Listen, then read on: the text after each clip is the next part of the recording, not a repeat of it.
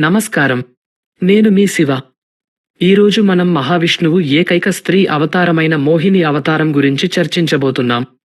ఇది మన హిందూ పురాణాలలో ఒక అద్భుతమైన అధ్యాయం.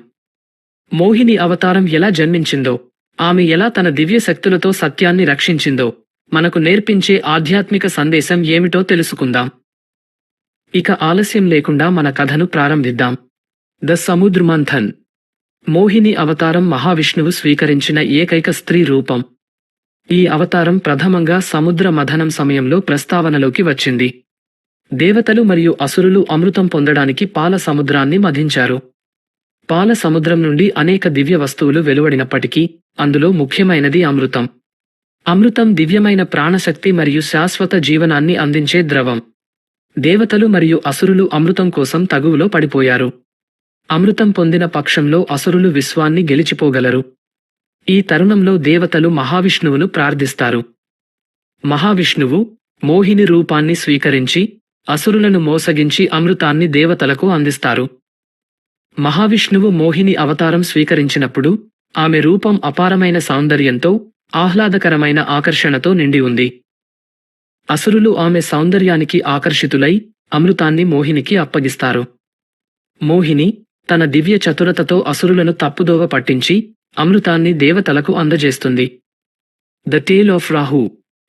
రాహు అనే ఒక అసురుడు అమృతాన్ని తాగడానికి దేవతల మాదిరిగా వేషధారణ చేస్తాడు. కాని సూర్యుడు మరియు చంద్రుడు రాహు గురించిన నిజాన్ని తెలుసుకుని విష్ణువుకు తెలియజేస్తారు. మహావిష్ణువు తన సుదర్శన చక్రం ఉపయోగించి రాహు తలను వేరు చేస్తారు. అప్పటినుంచి రాహు తల ఆకాశంలో ఒక గ్రహంగా నివసిస్తుంది. దీనిని మనం సూర్యగ్రహణం మరియు చంద్రగ్రహణం రూపంలో చూస్తుంటాం. The demise of Bhasmasura. మరో ప్రసిద్ధమైన కథ భస్మాసురుని సంహారంతో మోహిని అవతారం సంబంధితమైంది. భస్మాసురుడు శివుడిని ప్రసన్నం చేయడానికి కఠిన తపస్సు చేస్తాడు. శివుడు సంతోషించి భస్మాసురునికి వరం ఇస్తారు.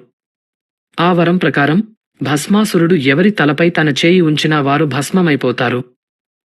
భస్మాసురుడు తన వరాన్ని పరీక్షించేందుకు శివునిపై చేయి ఉంచేందుకు ప్రయత్నిస్తాడు. శివుడు భయపడి పరారవుతాడు. ఈ సమయంలో మహావిష్ణువు మోహినిగా అవతరించి భస్మాసురుడిని ఆకర్షిస్తుంది. మోహిని నృత్యం చేస్తూ తన చేతిని తలమీద ఉంచుతుంది. భస్మాసురుడు కూడా అదే నకలుగా చేయడంతో తానే భస్మమైపోతాడు. ద బర్త్ ఆఫ్ అయ్యప్ప స్వామి.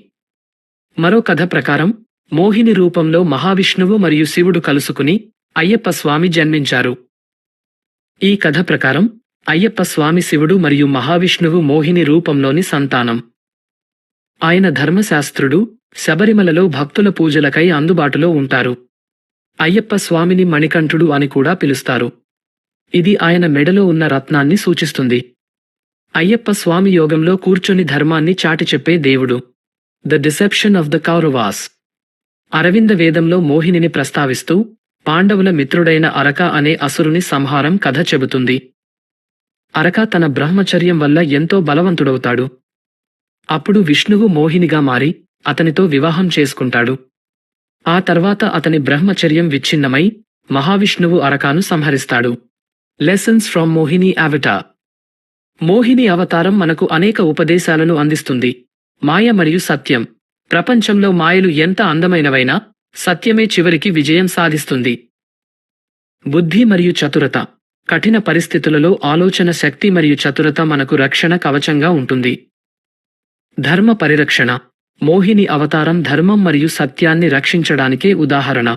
ఇలా మనం మోహిని అవతారంలోని విశేషాలు తెలుసుకున్నాం. ఈ అవతారం మనకు ధర్మం, సత్యం మరియు మాయను ఎలా అధిగమించాలో నేర్పుతుంది. మొత్తానికి మోహిని అవతారం నాట్య రూపంలో ఉన్న చతురత మరియు దివ్యశక్తిని ప్రతిబింబిస్తుంది. ఈ కథలోని సందేశాలు మన జీవితంలో మార్గదర్శకంగా నిలుస్తాయి. మరొక్క అద్భుతమైన కథతో మీ ముందుకు రాబోతాను. అప్పటి వరకు ధన్యవాదాలు.